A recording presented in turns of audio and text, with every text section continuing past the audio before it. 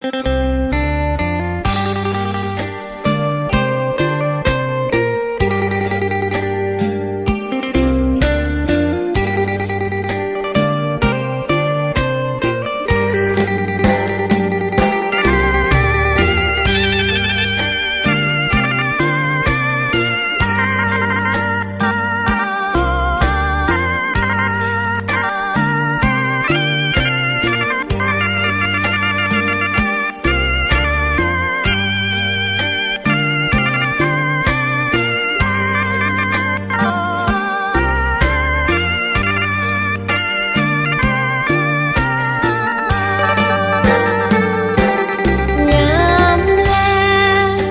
ิ่งแสงตะเวนคอย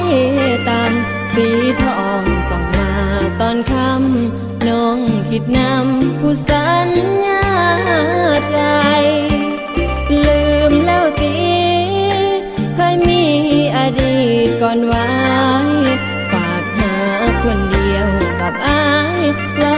บ่ไล่ตามสัญญากันลมเย็นแนมเห็นเมฆมันไหลผ่านคิดฮอดเมื่องานสงกรานต์อายยังพาเที่ยวหาดวันนั้น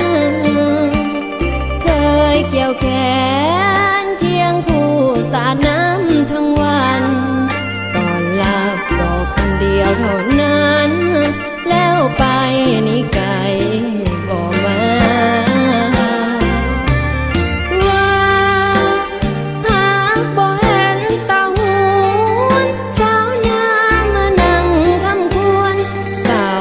สวนนอนกินน้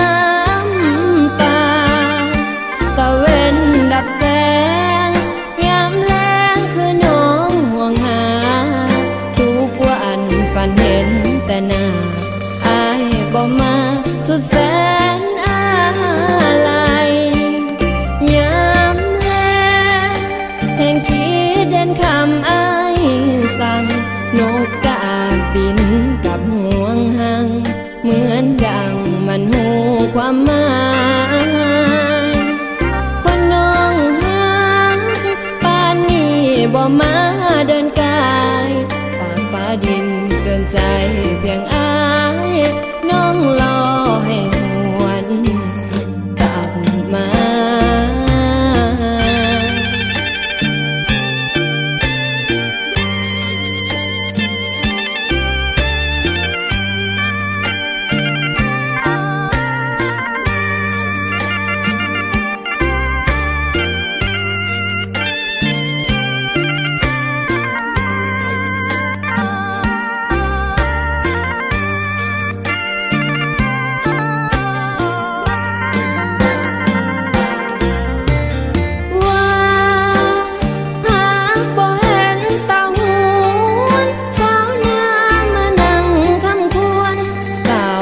สวนนอนกินน้